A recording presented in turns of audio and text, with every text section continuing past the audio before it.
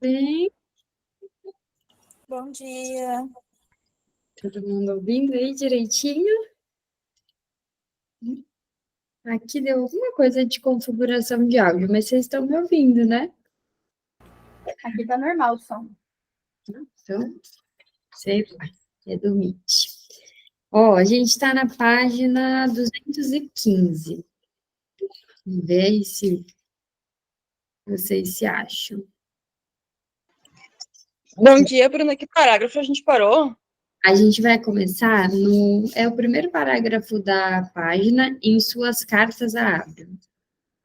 Tá, já me achei, que o PDF ficou bem naquela página marcada já. Oi? O PDF ficou na página marcada. Eu Ah, só queria ter certeza. então beleza. Podemos começar? Em suas cartas a Abraham, que oferecem um equilibrado contraste com as que escreveu a Jung, Freud estendia-se sem reservas sobre as virtudes específicas da ligação com Zurique. Durante seus 3 anos em Burgosoli, Abraham dera-se bem com Jung, o qual, apesar de brusco, era igualmente encantador, mas havia nutrido sérias dúvidas a seu respeito. Depois de cortar suas amarras e passando a clinicar em Berlim, Abraham teve a ocasião de irritar seu antigo superior, principalmente quando se encontraram em congressos psicanalíticos. Freud, aconselhando a necessidade de paciência e cooperação, interpretou afavelmente a atitude um tanto fria de Abraham em relação a Jung como uma inofensiva, quase inevitável, de rivalidade entre irmãos. Seja tolerante, exortou a Abraham em maio de 1908. E não se esqueça de que é realmente mais fácil para o senhor, enquanto judeu, aceitar a psicanálise do que para Jung, como cristão e filho de pastor. É capaz de encontrar seu caminho até mim apenas enfrentando grandes resistências internas. Por isso, sua adesão é tanto mais valiosa. Eu quase diria que foi somente seu aparecimento que salvou a psicanálise do perigo de se tornar um assunto nacional judaico. Freud estava convencido de que, enquanto o mundo visse a psicanálise como uma ciência judaica, os fardos que suas ideias subversivas teriam de carregar apenas se multiplicariam. Somos e continuamos a ser judeus, escreveu ele pouco depois a um correspondente judeu. Os outros vão sempre simplesmente nos explorar e nunca nos entenderão, nem nos apreciarão. Num famoso e comovente desabafo a Abraham, recorrendo ao sobrenome de ressonância mais inequivocadamente austríaca e cristã que podia imaginar, Freud resumiu todas as suas desgraças de ser judeu. Fique certo, se meu nome fosse Oberhuber, minhas ideias, apesar de tudo, teriam encontrado muito menos resistência. Nesse espírito de autodefesa, Freud advertiu claramente Abraham contra as preferências raciais, justamente porque ambos, e mais Firenze em Budapeste, entendiam-se tão bem, tais considerações deviam se manter em posição secundária. A própria intimidade entre eles deveria servir de advertência para não negligenciar os arianos, que são fundamentalmente estranhos a mim. Ele não tinha dúvidas. Nossos camaradas arianos, afinal, são absolutamente indispensáveis a nós. De outro modo, a psicanálise cairia vítima do antissemitismo. Não é inútil repetir que, a despeito dessa necessidade de adeptos cristãos, Freud não estava simplesmente sendo manipulador ao encorajar Jung. Sua opinião a respeito deste sempre foi mais favorável do que a de Abraham. Ao mesmo tempo, Freud não desprezava o valor tanto profissional como pessoal daquilo que, no jargão da época, ele chamava de parentesco racial, que o ligava a Abraham. Posso dizer que são traços judaicos, afins que me atraem em si, escrevendo dentro do âmbito familiar, de judeu para judeu, Freud apresentava a Abraham sua inquietação sobre o antissemitismo oculto dos suíços e recomendava uma certa resignação como a única política viável. Devemos, como judeus, se quisermos chegar a algum lugar, desenvolver um pouco de masoquismo e mesmo se preparar para suportarem calados certo grau de injustiça.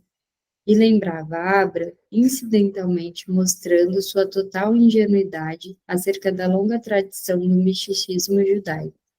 Em geral, isso é mais fácil para nós, judeus, visto que não temos o elemento místico. Estar afortunadamente livre do elemento místico significava, aos olhos de Freud, estar aberto à ciência e ter a única atitude adequada para compreender sua ideia.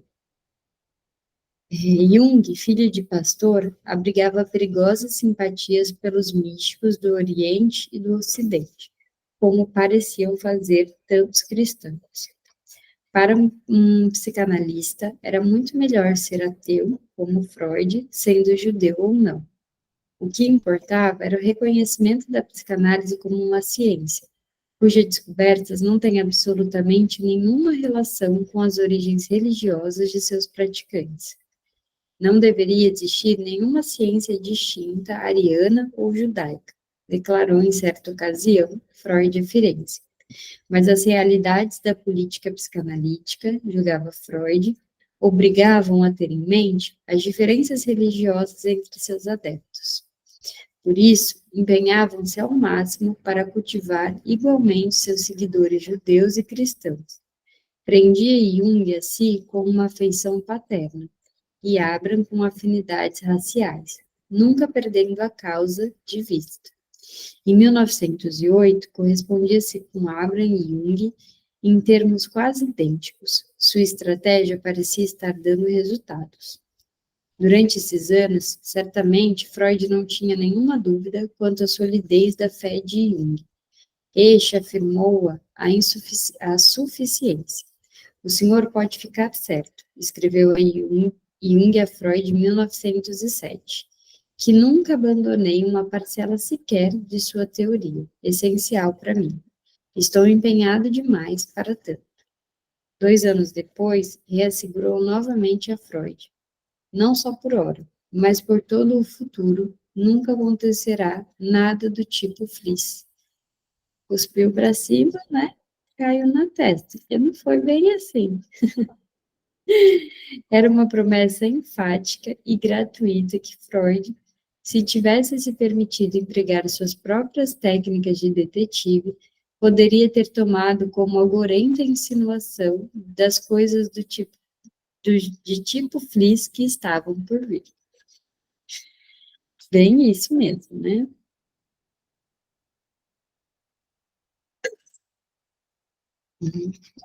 Interlúdio americano.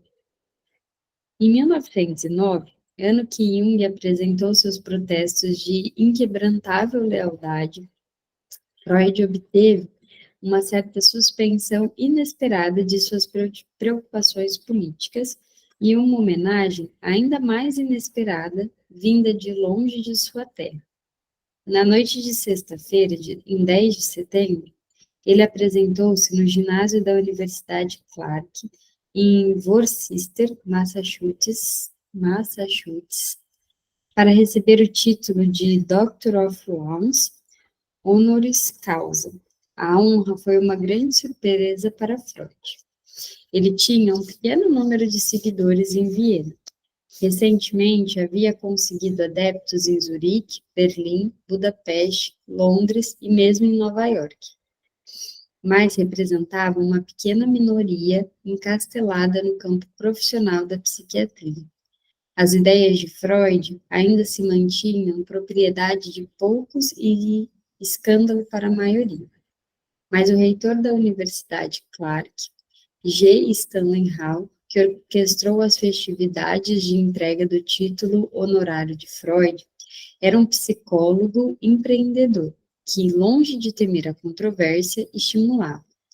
Uma espécie de fazedor de reis, qualificou Freud. Hall, excêntrico e entusiástico, muito fizera para popularizar a psicologia, principalmente a psicologia infantil, nos Estados Unidos. Em 1889, Hall fora nomeada como o primeiro reitor da Universidade Clark, a qual, com generosas dotações, aspirava a rivalizar com a Universidade Johns Hopkins e superar Harvard em seu programa de doutoramento. Era a plataforma ideal para Hall, que, mais que um pesquisador original, era um infatigável publicista e defensor de ideias novas. Ativo, ambicioso e eclético incurável, Hall absorveu rapidamente as novas correntes da psicologia oriundas da Europa. Em 1899, ele havia trazido Auguste Forel, autoridade suíça e ex-diretor do Burgosoli, para fazer uma exposição sobre os desenvolvimentos mais recentes, e Forel apresentar ao seu público o trabalho de Freud e Breuer sobre a histeria. Em anos seguintes, outros congressistas trouxeram a Clark notícias sobre a psicanálise em Viena, e em 1904, em seu volumoso tratado em 2 volumes sobre a adolescência, Hall se referiu mais de uma vez, num tom de manifesta aprovação, às indecorosas ideias de Freud sobre a sexualidade. Ao resenhar a adolescência, o famoso psicólogo educacional Eduard L. Tordink torceu o nariz à franqueza sem precedentes de Hall e, em particular, denunciou o livro como repleto de erros, masturbação e Jesus. O autor, disse ele, é um louco.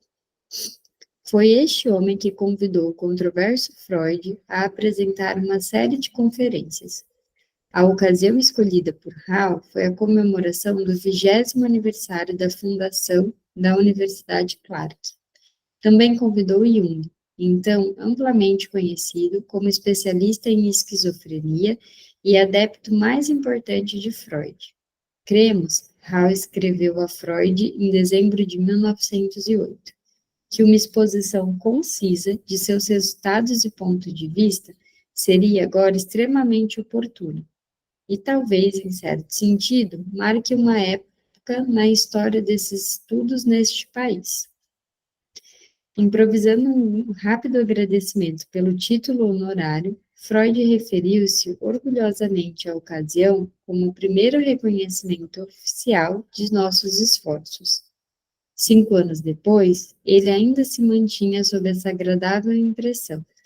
Utilizando a generosidade e largueza de vistas dos americanos como uma vara para cutucar os europeus, ele definiu sua visita a Clark como a primeira vez que me foi permitido falar publicamente sobre a psicanálise. O fato de ter apresentado 5 conferências em alemão sem perder o público, apenas fez com que apreciasse ainda mais o evento. Tampouco poupou aos seus leitores europeus o mordaz lembrete de que a introdução à psicanálise na América do Norte se deu com as marcas especiais de honra. Freud admitiu que não esperara por isso. Descobrimos, para nossa grande surpresa, que os homens despreconceituosos daquela pequena, mas respeitável universidade conheciam toda a literatura psicanalítica e empregavam-se nas suas conferências. E acrescentou, temperando seus comentários apreciativos com aquele tipo de depreciação ritual dos Estados Unidos, epidemicamente generalizado entre os europeus cultos. Na América puritana, pode-se, pelo menos nos círculos acadêmicos, discutir livremente e tratar cientificamente tudo que é encarado como impróprio na vida comum. Uma década depois, relembrando a ocasião em seu estudo autobiográfico, Freud observou que a viagem aos Estados Unidos significara muito para ele. Na Europa, eu me sentia como alguém excomungado. Aqui, eu me vi recebido pelos melhores como um igual. Foi como a realização de um sonho incrível, no momento em que subi ao átrio de Worcester. Assim, estava claro que a psicanálise não era mais uma ilusão. Havia se tornado parte preciosa da realidade. De início, Freud não se sentia em condições de aceitar o convite de Hall. Programadas para junho, as cerimônias interromperiam seu ano profissional e, assim, reduziriam seus rendimentos, que sempre constituíam uma questão delicada para ele. Lamentava ter de recusar, disse a Firenze, mas ainda acho americana demais essa exigência de se sacrificar tanto dinheiro pela oportunidade de apresentar conferências lá. Era um desabafo implacável. A América devia render, não custar dinheiro. E as finanças não constituíam a única razão da relutância de Freud em falar publicamente nos Estados Unidos. Temia que ele e seus colegas pudessem ficar isolados quando os americanos descobrissem o fundamento sexual da nossa psicologia. Mas o convite o intrigou. Quando Hall tardou em responder suas cartas, ele se inquietou com esse silêncio, embora rapidamente asseverasse, como que se protegendo contra a decepção, que, de qualquer maneira, não tinha nenhuma confiança nos americanos e receava o puritanismo do novo continente. Poucos dias depois, mudando de tom e parecendo quase angustiado, ele escreveu novamente a Firenze. Nenhuma notícia dos Estados Unidos. Mas Hall reformulou sua proposta, transferiu as festividades para setembro e aumentou substancialmente a ajuda de custo para a viagem de Freud. Essas medidas tornaram possível, disse Freud a Firenze, e de fato conveniente aceitar o convite. E perguntou a Firenze, como já havia feito, se gostaria de vir junto. Gostaria, e muito.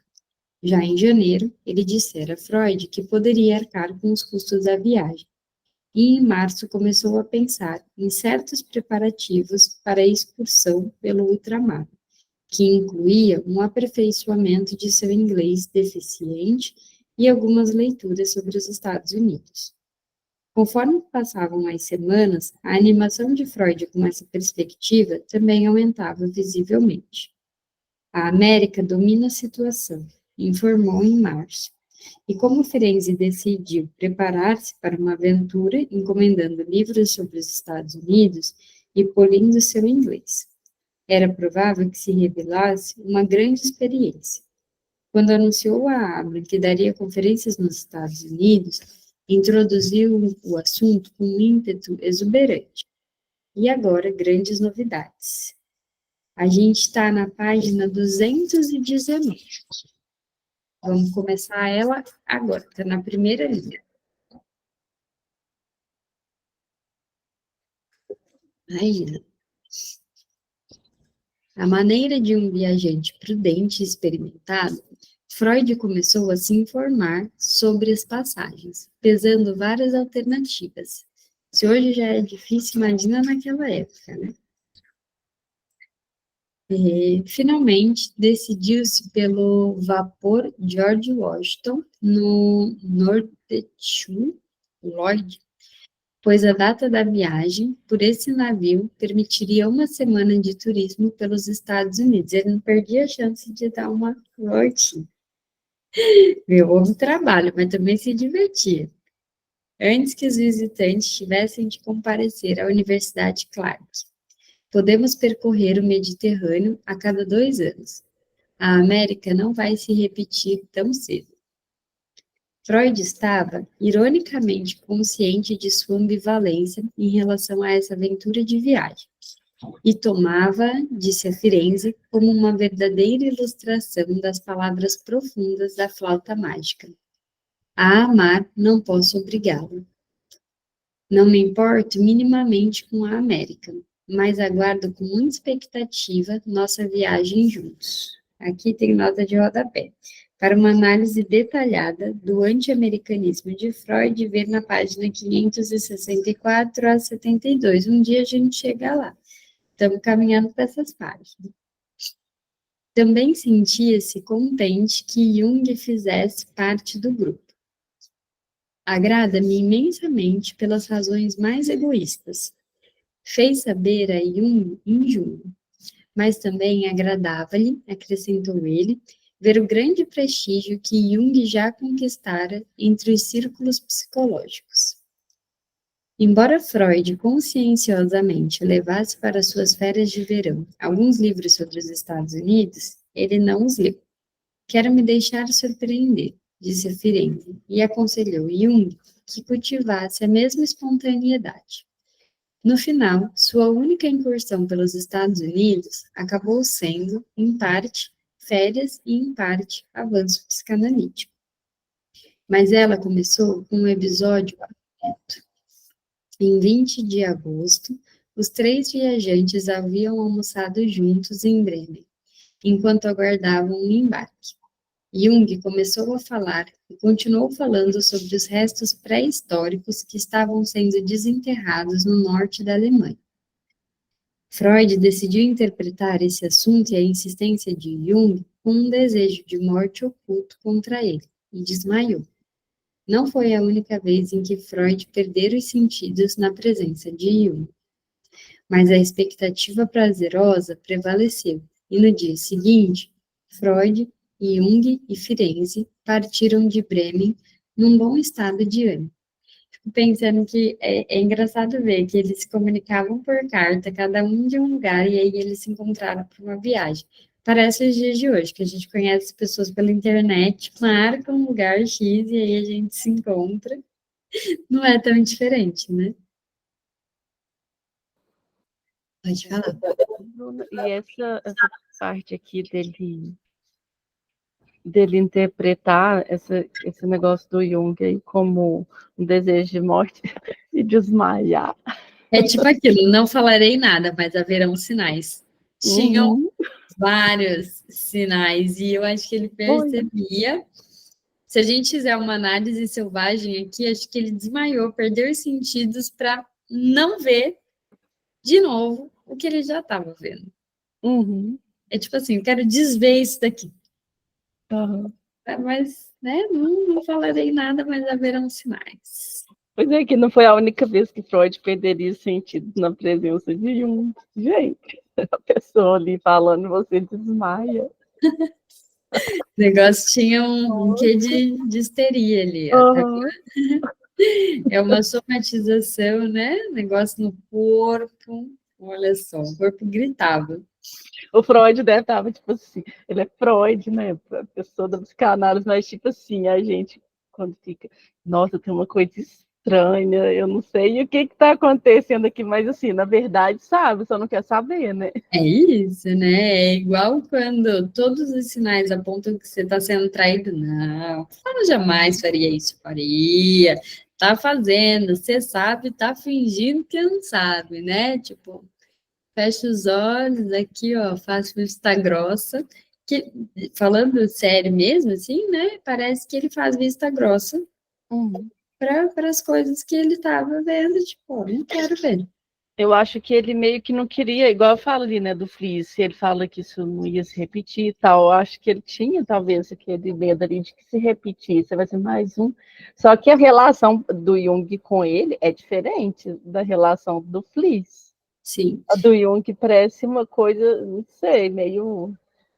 Tem algo que O se Jung mostra, mas não parece que tinha um apaixonamento como teve com o Fliss, né? Uhum. Mesmo se for um apaixonamento, porque ele disse para o Fliss que nunca teve interesse romântico nele, né? Ele fala, bom, não reconheço isso em mim. Embora as cartas a gente fique meio, não sei, não, parece que teve sim, mas parece que teve algum apaixonamento que, pelo Jung, não aconteceu. A Ju colocou aqui que a angústia, que o Lacan diz que a angústia é o único sentimento que não mente. E acho que é isso, assim, de você se angustiar sabendo que tem alguma coisa que você sabe, mas não quer saber, né?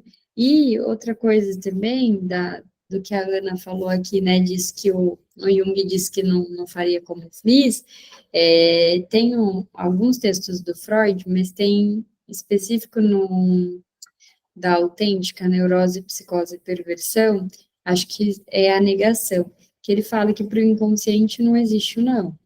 Então, até quando ele fala que o paciente diz assim, tem um exemplo que ele fala, não vou lembrar exatamente, mas ele diz assim, não era na minha mãe que estava pensando. E aí era justamente da mãe que estava pensando. Sabe quando, durante a análise, um paciente diz assim, mas olha, não é que eu odeio a fulana. Bom, naquele momento, não é que eu queira que ela morra. Já desejou aquilo. Não, morte morrida às vezes, né? Às vezes sim, às vezes não. Mas assim, tem isso. Ou então, não é que eu sinta inveja. Sim, você sente. Então, não vou fazer como fiz. Vai. Tanto que fez. De formas diferentes, num outro contexto, com uma outra questão, porque sempre é uma nova situação, mas fez, né? Então, a Tipo gente assim, grava, não é querendo julgar. O que, que mas a já, pessoa está fazendo? assim, não querendo julgar, mas já É, julgando. pois é. É tipo isso. Ele teve, na verdade, assim, eu acho que agora a gente vai vendo, porque vai falando muito das relações, mas ele teve relações complicadas, né? Apesar que se relacionar é complicado mesmo, mas o Freud teve algumas relações bem delicadas e complicadas na vida dele. Vamos lá. Ocuparam a travessia de 8 dias com um passatempo que era o grande favorito entre esses primeiros analistas.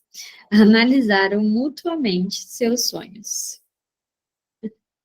Um dos momentos memoráveis da viagem, disse Freud mais tarde a Ernest Jones, foi o de descobrir o camareiro de sua cabine lendo a psicopatologia da vida cotidiana. Eu imagino ele, tipo, feliz. Um dos motivos pelos Bruno, é um lugar ali te pedir um autógrafo. tipo Ai, isso, assina pra mim. tá famoso. Um dos motivos pelos quais Freud havia escrito esse livro era, evidentemente, de alcançar um público leigo. E ele se sentiu gratificado com a prova concreta de que realmente chegara ao público mais amplo. E esse livro é muito maravilhoso, né? O trio reservou uma semana para Nova York, quando Ernest Jones e A. Brill, os dois psicanalistas sediados no Novo Mundo, mostraram-lhes a cidade. Jones veio de Toronto esperar os ilustres hóspedes, mas o Cicerone, quase profissional, foi Brill, que vivia em Nova York desde 1889, quando chegara sozinho, aos 15 anos, vindo da Áustria-Hungria, Natal, com $3 no bolso. Pensa. Ele conhecia a cidade, pelo menos Manhattan, como a palma da mão. Ao fugir da Europa, fugira de sua família. O pai era inculto e autoritário, e a mãe queria que ele se tornasse rabino. Os Estados Unidos os salvaram de uma carreira indesejada e, ao mesmo tempo, de pais que o sufocavam. Na adolescência, rejeitou a fé religiosa e a ditadura doméstica do pai com idêntica determinação. Mas, como Nathan D. Hale formulou com justeza, conservou a deferência judaica com os professores e sábios. Estava procurando um guia, não um primeiro sargento. Desesperadamente pobre, mas movido pela vontade, Brill custeou seus estudos na Universidade de Nova York, trabalhando em empregos mais ou menos serviços, inclusive dando aulas.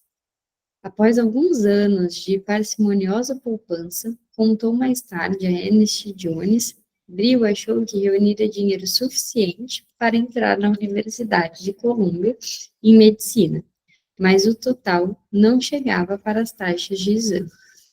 Apelar para as autoridades pedindo auxílio ou dispensa foi em vão.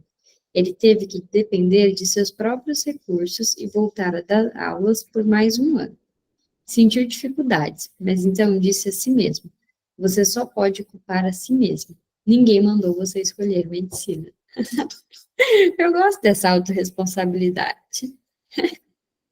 Tipo, ó, problema seu. Lembrei que eu estou pensando que eu ia falar isso para uma paciente minha. É o quê? Eu estou lendo aqui, você só pode culpar a si mesmo. Quem mandou se você escolhesse medicina. Aí eu atendo uma moça, ela está na residência, aí eu lembrei dela aqui, tipo, essa frase, falar com ela, olha. Olha só, cada um escolhe sua dificuldade. Uhum. E seguiu corajosamente em frente. Jones não conseguiu conter sua admiração. Ele poderia ser considerado um diamante bruto, mas quanto ao diamante, não havia nenhuma dúvida. Em 1907, havia conseguido poupar o suficiente para passar um ano no Burgosólio, estudando psiquiatria. Lá descobriu Freud e a descoberta revelou a vocação de sua vida. Decidiu que voltaria a Nova York e se esforçaria para se converter em porta-voz da psicanálise e tornar os textos de Freud disponíveis em inglês. Agora, no final do verão de 1909, podia, com entusiasmo e autoridade, pagar parte de seu débito para com Freud. Com a disposição juvenil incólume de um explorador urbano, Freud mostrou-se infatigável. Ainda não era famoso ao ponto de ser assediado por fotógrafos ou repórteres, e um dos jornais matutinos de Nova York nem sequer notou seu nome, nem sequer publicou seu nome certo, informando conscienciosamente sobre a chegada do professor Freund, como é que colocaram aqui? Freund, de Viena. Isso não pareceu tê-lo perturbado minimamente, ocupado em percorrer Nova York. Passou pelo Central Park e na Universidade de Columbia, por Chinatown e Coney Island, e dedicou tempo a examinar suas amadas antiguidades gregas no Metropolitan Museum. Em 5 de setembro, os viajantes estavam em Worcester. Os outros foram instalados no Standish Hotel. Freud, obviamente, o hóspede principal, foi convidado a ficar na elegante casa de Stanley Hall. Já estava um pouco melhor, já tinha, né, uma coisa mais de um glamour onde ele ia ficar. Já estava sendo um pouco mais bem tratado. As 5 conferências improvisadas de Freud, cada uma delas falada e ensaiada durante passeios com Firenze, foram bem recebidas. Sua habilidade como orador público foi-lhe útil com a plateia americana. Ele abriu o ciclo com um generoso tributo a Breuer como verdadeiro fundador da psicanálise. Um tributo que, refletindo melhor, ele veio a considerar excessivo e apresentou uma rápida história de suas ideias e técnicas próprias, junto com algumas advertências para que não se alimentassem expectativas exageradas em relação a uma ciência ainda tão jovem. Ao cabo da terceira conferência, ele já havia familiarizado seus ouvintes com os conceitos essenciais da psicanálise: repressão, resistência, interpretação de sonhos e mais. Na quarta, ele abordou o delicado tema da sexualidade, inclusive sexualidade infantil. Nunca exibira seus talentos de tributo como os melhores resultados, jogando com habilidade o trunfo da conexão americana. A testemunha que invocou a seu favor foi Sanford Bell, afortunado membro da Universidade Clark. Em 1902, 3 anos antes da publicação dos 3 ensaios sobre a teoria da sexualidade de Freud, Bell havia publicado um artigo no American Journal of Psychology, onde havia comprovado o fenômeno da sexualidade infantil com numerosas observações. Havia algo de desarmante no fato de não ser original, e Freud explorou o máximo. Ele encerrou o ciclo de conferências com uma inteligente mescla de crítica cultural e psicanálise aplicada. Concluiu polidamente, agradecendo a oportunidade para sua apresentação e a atenção com que os ouvintes o acompanharam. Freud não teve muitas razões para lamentar a visita. A maioria de suas objeções posteriores soam forçadas, nada generosas ou sequer razoáveis. É verdade que a cozinha americana, tanto a água gelada quanto a comida pesada, arruinou sua digestão, já que não funcionava bem. De certo, Freud estava convencido de que sua estada nos Estados Unidos havia exacerbado acentuadamente seu problema intestinal, e Jones aceitou entrar no jogo. Espero calorosamente, escreveu ele a Freud alguns meses depois, que seu distúrbio físico seja agora coisa do passado. É péssimo que a América tenha lhe desferido um golpe baixo com sua comida. Mas Freud superestimou demais o efeito adverso da cozinha americana, pois, pois havia muito tempo vinha sendo assediado por perturbações intestinais. E o que pensar de sua alegação de que a visita nos Estados Unidos tenha prejudicado sua caligrafia? Deu uma viajada, então, né?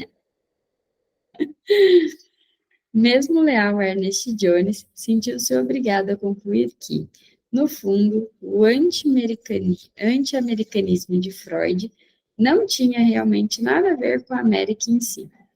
De fato, praticamente toda a acolhida que Freud recebeu nos Estados Unidos, tanto por parte das pessoas com quem se encontrou como pela imprensa, foi cordial, mostrando, em grande parte, uma franca receptividade.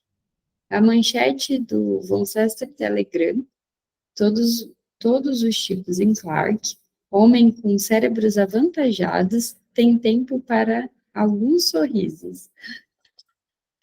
Poucos se divertir. Certamente exemplificava o jornalismo popular em seu nível mais baixo, mas foi uma exceção. Alguns daqueles que ouviram Freud consideraram suas teorias da sexualidade bastante chocantes, e a imprensa tratou sua quarta conferência, que discutia esse delicado assunto, como conveniente brevidade e decoro. Mas Freud não teve nenhum motivo para se sentir desconsiderado, e muito menos rejeitado por seus ouvintes americanos. Além disso, importantes nomes da psicologia americana foram especialmente até Worcester para se encontrar com ele. William James, o filósofo e psicólogo mais celebrado e influente dos Estados Unidos, passou um dia em Clark para ouvir Freud e dar um passeio com ele. Foi um passeio que Freud não iria esquecer. James já sofria do problema cardíaco que o mataria um ano depois. Em seu estudo autobiográfico, Freud contou como James parou de repente, passou sua pasta para ele e lhe pediu que continuasse a andar. Sentia aproximar-se um acesso de angina do peito e alcançaria Freud logo que o acesso passasse.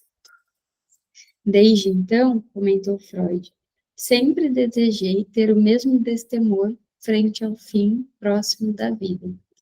Refletindo sobre a morte como vinha fazendo há alguns anos, o estoicismo cortês de James pareceu-lhe admirável e mesmo invejável. James havia acompanhado a obra de Freud desde 1894, quando teve conhecimento da comunicação preliminar de Freud a Breuer sobre a histeria. Agora, com a largueza de vistas que normalmente trazia as teorias que considerava intrigantes, ainda que inaceitáveis, desejava sucesso a Freud e aos freudianos. Como estudioso profissional da religião, que alcançara a experiência religiosa ao nível de verdade superior, James sentia-se cheio de dúvidas frente ao que julgava uma hostilidade obsessiva e programática dos freudianos em relação à religião. Mas isso não eliminava seu interesse pelo empreendimento psicanalítico. Ao se despedir de Ernest Jones e Worcester, ele pôs um braço em torno de seus ombros e disse: o futuro da psicologia pertence ao trabalho dos senhores. James tinha fortes suspeitas de que Freud, com sua teoria dos sonhos, era um balucine total. Contudo, achava que Freud iria contribuir para a nossa compreensão da psicologia funcional, que é a verdadeira psicologia. Além disso, logo depois da conferência em Clark, ao escrever ao psicólogo suíço Theodor Flournoy, ele deplorou as ideias fixas de Freud. Confessou que não via nenhum empréstimo na sua teoria dos sonhos e denunciou o perigo das ideias psicanalíticas a respeito do simbolismo, mas manifestou a esperança de que Freud e seus alunos levem suas ideias a seus limites máximos, para que possamos saber o que são elas. Não deixarão de lançar luz sobre a natureza humana. Era algo gentil, mas provisório e um pouco vago.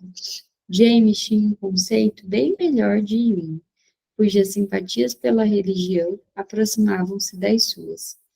Inquestionavelmente, as conferências de Jung e Clark sobre a psicologia infantil e as experiências com associações de palavras eram menos provocativas do que as de Freud, para a teologia filosófica defendida com tanta eloquência por James.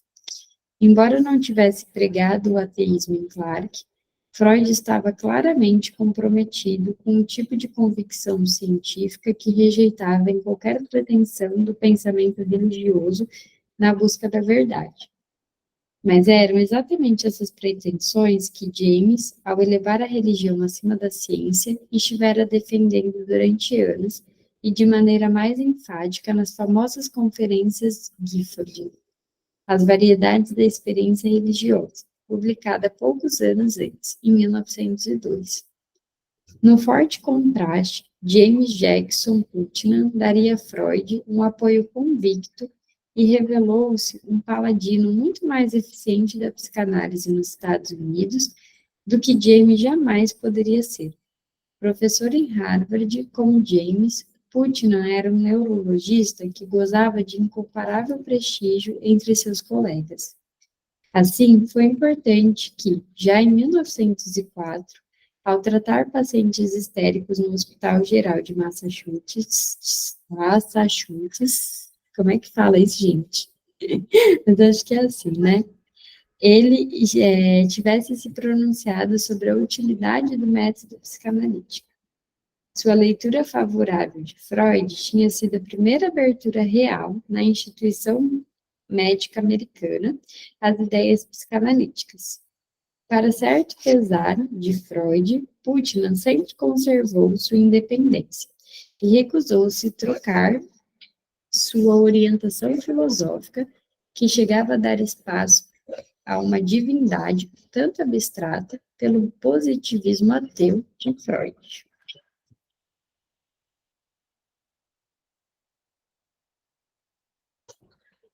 Mas as conferências em Clark, reforçadas por intensas discussões com Freud e seus colegas em visita, persuadiram Putnam de que suas teorias e tratamentos psicanalíticos eram essencialmente corretos. Sob alguns aspectos, essa conquista foi a herança mais duradoura do interlúdio americano de Freud. Encerradas as festividades em Clark, Freud e Jung Firenze passaram vários dias no chalé de Putnam nas montanhas Adirondack, prosseguindo com as conversas profissionais. Em 21 de setembro, depois de 2 dias finais em Nova York, os 3 companheiros embarcaram em outro vapor alemão, o Kaiser Wilhelm der Grosse. Enfrentaram um tempo inclemente um tanto desagradável, o que não impediu que Freud analisasse Jung. Para seu grande benefício, afirmou Jung. 8 dias depois, atracaram em Bremen, com uma lembrança viva, rica e complexa dos Estados Unidos. Estou muito contente de estar longe de lá, e mais ainda por não ter de morar lá, escreveu Freud à filha Matilde. Tampouco posso afirmar que estou voltando mais revigorado e descansado, mas foi extremamente interessante e provavelmente muitíssimo importante para a nossa causa. No geral, pode-se dizer que foi um grande sucesso. No começo de outubro, Jung, confessando a Freud certa saudade de casa, voltou ao trabalho em Zurique. Freud também logo retomou suas atividades. Retornara como doutor honoris causa, com empolgantes provas de que seu movimento agora era um assunto verdadeiramente internacional. Depois de tais satisfações, Viena pouco prometia, além de uma desilusão. Com efeito, no começo de novembro, a exasperação de Freud com seus seguidores locais novamente alcançava um ponto alto. Às vezes fico tão enraivecido com os meus vienenses, escreveu ele a Jung, parafraseando o imperador romano Calígula para seus próprios fins, que gostaria que tivessem um único traseiro, para que eu pudesse surrar a eles com a mesma vara. Um deslize significativo, porém, traiu a apreensão suprimida de Freud em relação a Jung. Ao invés de Ibnen, a eles, escreveu Ibnen assim. Assim, insinuando que era o traseiro de Jung que merecia umas vergastadas. Olha aí. Olha o ato falho. Bem colocado, né?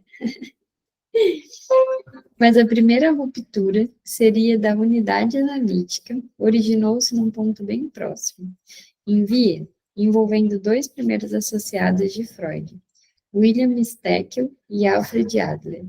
Jung se manteve como espectador solidário, posicionando-se firmemente ao lado de Freud. Acho que a gente vai descobrir que o Jung era invejoso. O que vocês acham? Bem por essa via, né? Vamos ver. Vamos finalizar aqui, porque aí a gente começa um próximo tópico na semana que vem, tá bom? Pode ser? Então, a gente vai parar na página 223. Combinado? Então, até a próxima quinta. Um beijo. Fiquem bem. Obrigada. Tchau. Tchau.